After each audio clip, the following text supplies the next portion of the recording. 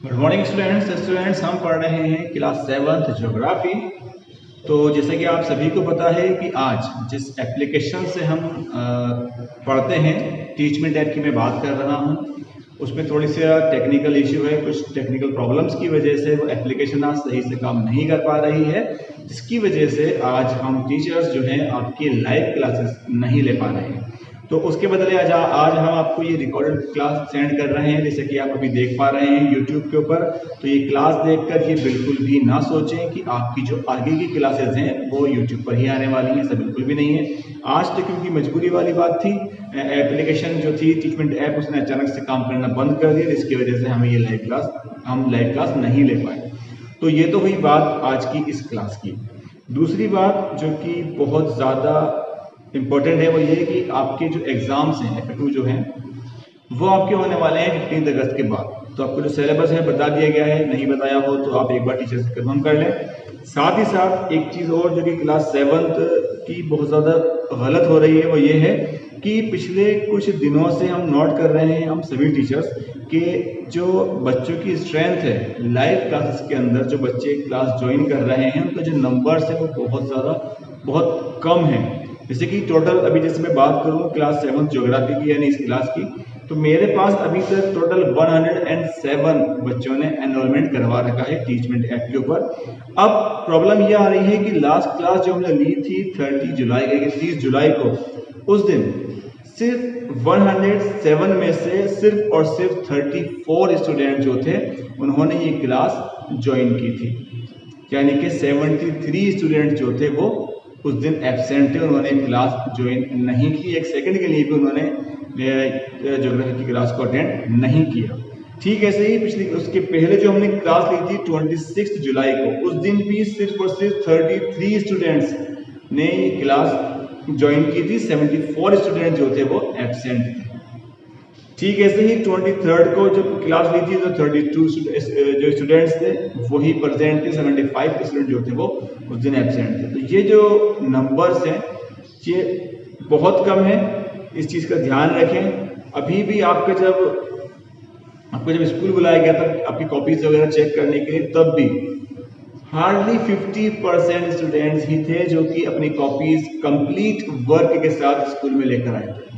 बहुत सारे स्टूडेंट्स तो स्कूल में आए ही नहीं, जैसे कि उनको पता ही नहीं है कि स्कूल में क्या चल रहा है। मैं आपको पहले भी कह चुका हूँ, एक बार फिर से कह रहा हूँ, होमवर्क जो है वो बहुत इंपॉर्टेंट है। इतना ज़्यादा कोई आपको होमवर्क मिल नहीं रहा है। अगर आपको जिस दिन होमवर्क मिलता है उसका नेक्स्ट डे जो है वो आपके लिए बिल्कुल फ्री होता है, तो उस दिन आप वो होमवर्क कर सकते हैं। आपके टोटल 2 दिन आपको मिलते हैं, लेकिन बहुत सारे स्टूडेंट जो है वो ऐसा नहीं कर रहे। इवन बहुत से बच्चों को तो ये भी नहीं पता कि हमारा जो ज्योग्राफी का सिलेबस है वो क्या है, ज्योग्राफी में हम कौन सा लेसन हमारा चल रहा है, लेसन कहाँ से स्टार्ट है, टोटल कितने लेसन सर ने करा दिए हैं, कहाँ तक का होमवर्क हमें करना है। बहुत सारे बच्चों को ये चीज़ नहीं पता। इट्स मीन उनका इस लाइव क्लास से मतलब आपकी जो स्टडी जो चल रही है ना उससे कोई लेना देना ही नहीं है। देखिए कोरोना जो है, कोविड जो है, लॉकडाउन जो है, ये सभी जगह पर है, लेकिन इसका मतलब ये बिल्कुल भी नहीं है कि जो हमारी पढ़ाई है उसके ऊपर इसका नेगेटिव इफेक्ट पड़े। मानते हैं कि आप क्लास में जब प्रेजेंट होते हैं तो उसका एक अलग ही इफेक्ट होता है, लेकिन अभी हम ऐसा नहीं कर सकते। आप भी जानते हैं कई सारे इसके रीजंस हैं। तो ये सब अगर हम एक तरफ हटा दें तो भी एजुकेशन जो है वो आपके लिए बहुत ज़रूरी है। ये जो आप पढ़ा रहे हैं ना बहुत ज़रूरी है, इस चीज़ का विशेष ध्यान रखें। बहुत बुरा लगता है जब टीचर्स जो हैं इतनी ज़्यादा मेहनत करते हैं, लाइव आके पढ़ाते हैं या आपको रिकॉर्डेड वीडियोस भेजते हैं, तो हमारे लिए भी ये सब चीज़ें काफ़ी नई हैं, लेकिन हम कर रहे हैं ताकि आप लोगों का किसी तरह कोई नुकसान ना हो। तो इस चीज़ का ध्यान रखें। और ऐसे स्टूडेंट्स जो अभी भी अटेंड नहीं कर रहे हैं, कम से कम आप अपने उन साथियों को बोलें कि लाइव क्लास ज़रूर ज्वाइन करें और ये वीडियो भी आप उनके साथ शेयर करें। चलिए शुरू करते हैं। लेसन नंबर 21 जो है हम पढ़ चुके थे, 30 तारीख को हमने पढ़ा था, लेकिन काफ़ी ज़्यादा गैप इसके बीच में आ गया, इसलिए इस लेसन को हम आज एक बार फिर से दोबारा शुरू कर रहे हैं। इस लेसन की हमने ऑलरेडी एक ही क्लास ली थी, तो इसको हम दोबारा शुरू करेंगे। लेसन का नाम है human environment second, means of transport and communication. तो ये लेसन है आपका, शुरू करते हैं। आसान सा लेसन है। लेसन के अंदर बताया गया है ट्रांसपोर्टेशन के बारे में, कम्युनिकेशन सिस्टम के बारे में पढ़ते हैं। India is a very large country India is a very large country. Bharat जो है बहुत विशाल देश है, बहुत बड़ा देश है। और अगर हम बात करें इसके साइज की, तो according to its size India is the 7th largest country in the world. 7वां सबसे बड़ा देश है भारत, एरिया के अकॉर्डिंग, क्षेत्रफल के हिसाब से। Its population is increasing rapidly, और इसकी जो जनसंख्या है, जो पॉपुलेशन है, लोगों की जो आबादी है, वो बहुत तेजी से बढ़ रही है। It is also making rapid progress in the field of industries and trade, और साथ ही साथ इंडिया जो है, हमारा देश जो है, वो इंडस्ट्रीज और ट्रेड के फील्ड के अंदर जो है काफी तरक्की कर रहा है, जो कि काफी अच्छी बात है। So it requires better means of transport and communication. तो अब क्योंकि जो है हम तरक्की कर रहे हैं इंडस्ट्रियल फील्ड के अंदर, ट्रेडिंग के अंदर, तो इनके लिए, इनको और ज्यादा आसान बनाने के लिए और ज्यादा बेहतर बनाने के लिए इनको जरूरत पड़ती है किसकी?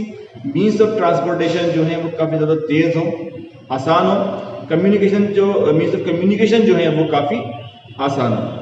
The different forms of transport used to carry passengers and goods from one place to another are called the means of transport. हम सभी को पता है, इसके बारे में पढ़ते आ रही है पिछले कुछ क्लास से कि ये जो different forms of transport है, the different forms of transport used to carry passengers, ये जो अलग अलग वाहन हैं, जो गाड़ियाँ वगैरह हैं, चाहे वो हम बात करें रेलगाड़ियों की, चाहे हम बात करें प्लेन्स की, चाहे हम बात करें बसेस की या और अदर व्हीकल्स की, तो ये सभी जो है ये काम आते हैं, किस काम आते हैं? ये पैसेंजर्स को, लोगों को एक जगह से दूसरी जगह पर लाने ले जाने में, या फिर सामान को एक जगह से दूसरी जगह पर लाने ले जाने में। तो ये जो है एक तरीके से हमारे लिए मीन्स ऑफ ट्रांसपोर्ट है। They include buses, trains, steamers, trucks, aeroplanes etcetera. अब इनके अंदर क्या क्या चीजें इंक्लूड है? मेरी सारी चीजें इंक्लूड है, जितने भी व्हीकल्स होते हैं, चाहे हम बात करें बसेस की, ट्रेन्स की, स्टीमर्स की, ट्रक्स की, एरोप्लेन्स की, या फिर और भी दूसरे साधनों की। Communication means sending messages from one place to another. Telephone, telegraph, and various postal services, etc. are the different means of communication. बात कर रहे हैं हम कम्युनिकेशन की, तो कम्युनिकेशन का मतलब होता है मैसेजेस को भेजना, एक से दूसरे तक मैसेजेस को, संदेशों को पहुंचाना। अब इसके जो मीन्स हैं वो कौन कौन से हैं? जो मीडियम्स हैं वो हैं टेलीफोन, टेलीग्राफ, और इसके अलावा जो बहुत सारे अदर पोस्टल सर्विसेज है वो, लेकिन जो मोस्ट कॉमन है आज के टाइम में वो है हमारा मोबाइल फोन। खैर, आगे है जो आपकी हेडिंग है वो है means of transport and communication as the life line of a country. तो किसी भी कंट्री के लिए, किसी भी डेवलपिंग कंट्री के लिए जो मीन्स ऑफ ट्रांसपोर्ट है और जो मीन्स ऑफ कम्युनिकेशन है, ये उस कंट्री की एक तरीके से लाइफ लाइन है। कैसे पढ़ते हैं यहाँ पे? The different means of transport like roads, railways, waterways, airways, etc. and communication like post and telegraph services, telephone, wireless, etc. are rightly called the lifelines of a country because of their many uses. इनको यानी कि means of transport को, means of communication को किसी भी देश की अगर हम लाइफलाइन कहें तो ये गलत बिल्कुल भी नहीं होगा। क्यों? क्योंकि इनका जो इस्तेमाल है हर एक देश जो है कई अलग अलग इस्तेमाल, मतलब कामों में ले रहा है। अगर इनका इस्तेमाल ना ले तो किसी भी देश की जो डेवलपिंग स्टेट है वो वहीं पर जाम के रह जाएगी, वो और ज़्यादा तरक्की नहीं कर पाएगा। They help the people to travel from one place to another place within the country. देखिए जो मीन्स ऑफ ट्रांसपोर्ट है ये जो है लोगों की मदद करते हैं एक जगह से दूसरी जगह पर लाने ले जाने में। They carry the greatest numbers of passengers to longest journeys in lesser time and with more comfort. ये जो है मीन्स ऑफ ट्रांसपोर्ट जो है ये आज इतने डेवलप हो चुके हैं कि ये बहुत सारे लोगों को एक साथ एक ही बार में बहुत आरामदायक तरीके से एक जगह से दूसरी जगह पर, चाहे वो उनके बीच का डिस्टेंस कितना ही क्यों ना हो, आसानी से ला और ले जा सकते हैं। They bring the far-flung areas of a country quite close to each other. ये जो है इन मीन्स ऑफ ट्रांसपोर्टेशन के फील्ड में इतनी ज़्यादा डेवलपमेंट होने की वजह से आज हमारी कंट्री का कोई भी हिस्सा जो है वह हमारे रेंज से बाहर बिल्कुल भी नहीं है। सभी जो चाहे वो कितना ही फार फ्लंग एरिया हो, कितने ही दूर दराज में स्थित कोई भी क्षेत्र हो, कोई भी इलाका हो, तो आज हमारे एकदम करीब है, क्योंकि हर जगह सड़कें मौजूद हैं, रेलवेज हैं और भी बहुत सारी मीन्स ऑफ ट्रांसपोर्ट की मीडियम्स हैं। In this way they help in bringing about emotional integration and cultural and national unity. तो ये इस तरीके से, क्योंकि अभी जो देखिए पूरी दुनिया जो है ना वो एक सिकुड़ से गई है। कैसे? क्योंकि हमारे जो मीन्स ऑफ ट्रांसपोर्ट है, मीन्स ऑफ कम्युनिकेशन बहुत तेज़ और बहुत डेवलप हो चुके हैं। हम एक सेकंड के अंदर किसी को भी फ़ोन लगा के दुनिया के किसी भी कोने में डायरेक्ट बात कर सकते हैं, उसको वीडियो कॉल कर सकते हैं, अपनी बात कह सकते हैं, उसकी बात सुन सकते हैं। और अगर हम बात करें मीन्स ऑफ ट्रांसपोर्ट की, तो हम कुछ ही घंटों में दुनिया के एक कोने से दूसरे कोने में आसानी के साथ आप जा सकते हैं। तो इससे हुआ ये कि जो लोग हैं उनकी आपस में इमोशनल इंटीग्रेशन जो हो, मतलब एक लोगों के जो इमोशंस थे एक दूसरे से कनेक्ट होने लगे। कल्चरल, सांस्कृतिक भी एंड नेशनल यूनिटी, और किसी पर्टिकुलर कंट्री की हम नेशनल यूनिटी की बात करें तो वो भी इससे काफ़ी जो है उसको पॉजिटिव इसके ऊपर इफेक्ट पड़ा है, क्योंकि हमारी मिडिल ट्रांसपोर्ट जो है काफ़ी तेज़ हो चुकी है। इस वजह से हम कभी भी कहीं भी किसी भी जगह से किसी भी देश के दूसरे हिस्से में जा सकते हैं। They carry thousands of tons of different commodities from one part of the country to the other and thus avoid much hardship to the people. ये बता रहे हैं कि ये जो मीडियम ट्रांसपोर्ट है एक ही बार में बहुत सारा माल, बहुत सारा सामान जो है वो देश के एक कोने से दूसरे कोने तक आसानी के साथ बिना किसी कष्ट के ला और ले जा सकते हैं। No availability of quick transport in the past centuries handicapped the dispatch of food grains to the remote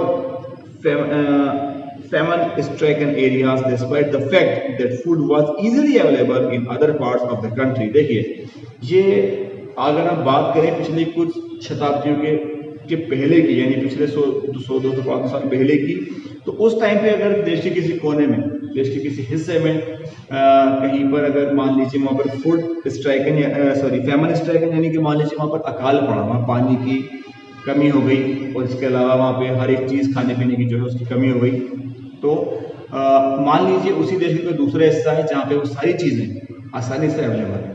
तो ये हमारी कंट्री है, एक जगह पर बिल्कुल भी जो है फेमन स्ट्राइकन एरिया है जहाँ पर अकाल पड़ा हुआ है, सूखा पड़ा है, या कि जो कंडीशन है वो बहुत ज़्यादा ख़राब है। उसी देश का जो दूसरा हिस्सा है वहाँ पे सारी चीज़ें जो है ईजिली अवेलेबल है। अब क्योंकि एक ही देश है तो ये आज से 500 साल पहले की बात कर रहा हूँ, इनके पास सब चीज़ें अवेलेबल हैं। अगर ये चाहते हैं इनकी मदद करना, क्योंकि चाहते थे, लेकिन मीन्स ऑफ ट्रांसपोर्टेशन बहुत ज़्यादा स्लो होने की वजह से, रोडवेज, एयरवेज, हाईवे वगैरह नहीं होने की वजह से ये अपना माल चाहते हुए भी इन तक नहीं पहुंचा पाते थे, लेकिन आज ऐसा बिल्कुल भी नहीं है। Now death from famine are very few. अब जो है जो अकाल की वजह से जो डेथ्स वगैरह होती हैं, इनका नंबर जो है काफ़ी कम हो गया, पहले बहुत ज़्यादा था। कम क्यों होती हैं यार? क्योंकि कहीं भी ऐसे कुछ भी मतलब आफत वगैरह आती है, कुछ भी ऐसे होता है तो कंट्री के दूसरे हिस्सों से वहाँ पर इजीली अन्न वगैरह या ग्रेन्स वगैरह जो भी चीज़ों की ज़रूरत है आसानी से पहुँचा दी जाती है।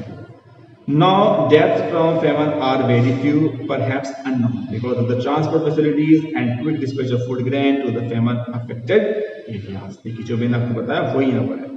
They carry raw materials to the very doors of our industries and distribute the manufactured goods to different parts of the country। बता रहे हैं कि ये जो ऐसे मीन्स ऑफ ट्रांसपोर्ट है, ये देश के किसी भी हिस्से से रॉ मटेरियल को यानी कच्चे माल को लेकर पहुँचाते हैं कहाँ तक, जो इंडस्ट्रियल एरियाज हैं वहाँ तक। फिर वहाँ से क्या होता है, उस कच्चे माल को काम में लिया जाता है, उससे एक फाइन गुड्स बनाए जाते हैं, उस माल को सही तरीके से काम में लेके उससे सही माल बनाकर उसको वापस से जो एरियाज है जहाँ पर वो माल बिकता है वहाँ पर उनको भेज दिया जाता है। तो ये सब किसकी वजह से हो रहा है? ये सब हो रहा है मीन्स ऑफ ट्रांसपोर्टेशन की वजह से। बता रहे हैं and distribute the manufactured goods to the different part of the country. Each region produces specialised products whether agricultural or industrial, and in order to move those products from producing regions to the consuming centers, fast and cheap transport is essential। देखिए बता रहे हैं कि देश का अलग अलग हिस्से जो है अलग अलग चीज़ों को बनाने के लिए, उगाने के लिए अपने अपने जगह के अपने अपने फील्ड में मतलब एक्सपर्ट है। तो ये जो एक जगह से दूसरी जगह पर यानी कोई चीज़ देश के किसी हिस्से में ज़्यादा उग रही है और वही चीज़ देश के किसी हिस्से में ना के बराबर है, तो यहाँ से वहाँ पर उस चीज़ को आसानी से भेजा जा सकता है। किसकी वजह से, किसकी हेल्प से? With the help of means of transportation. आगे है इसके अलावा देखिए मैं आपको ज़्यादातर रॉ मटेरियल के बारे में, जो कच्चा माल है जब वो लाया जाता है इंडस्ट्रीज़ के अंदर, तो ये भी लाया जाता है किसके थ्रू? हाईवेज के थ्रू, रोड्स के थ्रू, और इनको पहुँचाया जाता है कहाँ तक? इंडस्ट्रियल एरियाज तक। फिर उन इंडस्ट्रियल एरियाज के अंदर इस कच्चे माल से अच्छा माल, पक्का माल तैयार किया जाता है, फिर उस माल को वापस से भेजा जाता है मार्केट के अंदर बेचने के लिए, तो वो भी इन मीन्स ऑफ ट्रांसपोर्टेशन के थ्रू ही जाता है। तो जितने ज़्यादा तेज़ ये मीन्स ऑफ ट्रांसपोर्टेशन होंगे उतने ही ज़्यादा क्वांटिटी के अंदर ये जो माल जो बन रहा है वो बनेगा। आगे है, with the help of transport, raw materials are dispatched to the manufacturing centers and the manufactured goods are brought to the consuming centers। देखिए जो बात मैं आपको बता रहा हूँ वो यहाँ पे आ रही है कि कच्चे माल से सही माल बनाकर ये मैन्युफैक्चरिंग सेंटर्स से उस मैन्युफैक्चर गुड्स को भेजा जाता है कहाँ पर, कंज्यूमिंग सेंटर्स पर, मतलब जहाँ पे लोग उन चीज़ों का इस्तेमाल करते हैं वहाँ पर। This leads to industrialisation of the country, और इसकी वजह से किसी भी देश की जो इंडस्ट्रियलाइजेशन है, मतलब कि जो औद्योगिकरण है, उसमें काफ़ी ज़्यादा डेवलपमेंट यानी कि विकास होता है। The different means of transport and communication encourage trade and commerce and add much to the economic advancement of the country। देखिए बता रहे हैं कि जो डिफरेंट मीन्स ऑफ ट्रांसपोर्ट है और जो डिफरेंट मीन्स ऑफ कम्युनिकेशन है, ये किसी भी कंट्री की इकोनॉमी को भी बहुत ज़्यादा इफेक्ट करते हैं, बहुत ज़्यादा प्रभावित करते हैं। कैसे? इतने ज़्यादा तेज़ ट्रांसपोर्ट और ये कम्युनिकेशन होंगे उतनी ही ज़्यादा तेज़ी से और कंट्री जो है तरक्की करेगा, उसकी इकोनॉमी जो है उतनी ज़्यादा ऊपर जाएगी। No part of the country produces all the things of daily use of the people in its own region। देखिए किस देश का कोई भी ऐसा नहीं है जहाँ पे डेली यूज में आने वाली चीज़ें जो है, डेली यूज में आने वाली हर एक चीज़ जो है वो उस जगह के ऊपर बनती हो, उगती हो, ऐसा कहीं भी नहीं है। अलग अलग जगहों से वो चीज़ें आती हैं जिन चीज़ों की ज़रूरत हमें डेली यूज में पड़ती है, फिर वो वहाँ से जब आती हैं तो हम उनका इस्तेमाल यहाँ पे करते हैं। ठीक है, आगे है, things which are produced in abundance in one region are transported to other regions of deficient production। बता रहे हैं कि मान लीजिए कोई चीज़ है जो कि किसी जगह के ऊपर बहुत ज़्यादा प्रोड्यूस होती है, बहुत ज़्यादा बनती है, उगाई जाती है, उस चीज़ को ट्रांसपोर्ट किया जाता है उन एरियाज में जहाँ पर वो पर्टिकुलर चीज़ जो है बहुत कम या फिर ना के बराबर होती है।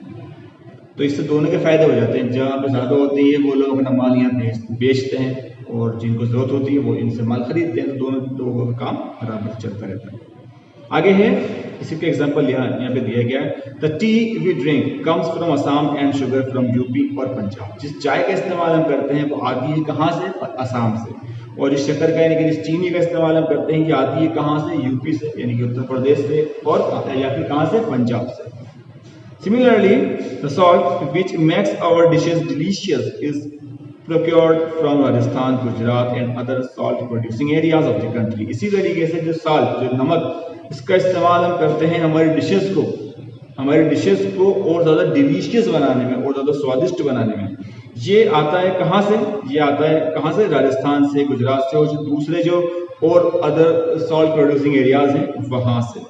The cloth we wear are made from the cloth manufactured at Mumbai and Ahmedabad etc। और जो कपड़े हम पहनते हैं ये भी जो है मुंबई और अहमदाबाद में बहुत ज़्यादा होते हैं और ये हम तक पहुँचते हैं। द गनी बैग्स क्या होता है? गनी बैग कहते हैं हम इसको जो जिसके अंदर नाज आता है ना, जिसके अंदर चावल वगैरह आते हैं, चीनी वगैरह आती है, जिसको हम आम भाषा में कहते हैं कट्टे जो होते हैं ना, बोरीन, वो कहलाते हैं gunny bags.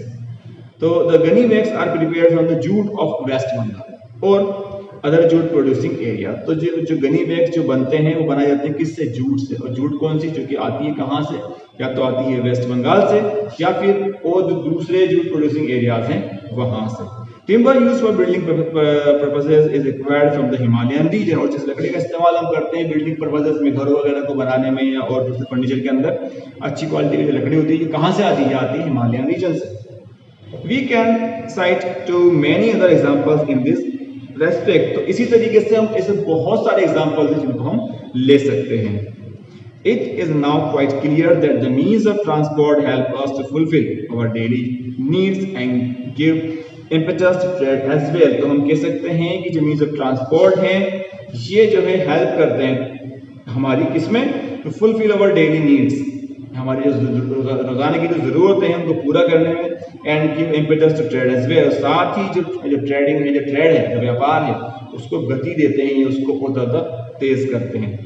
For carrying mail, fast trains और aeroplanes are essential keeping in view the large size of India. इसके अलावा मेल्स वगैरह ले जाने के लिए फास्ट ट्रेन्स हैं, एरोप्लेन्स हैं, और ये चीज़ें बहुत ज़रूरी हैं। क्यों? क्योंकि हमारी कंट्री का जो साइज़ है वो बहुत ज़्यादा बड़ा है। अगर हम सारा काम सिर्फ बसेस के थ्रू ही करेंगे तो इसमें बहुत ज़्यादा टाइम लग जाएगा।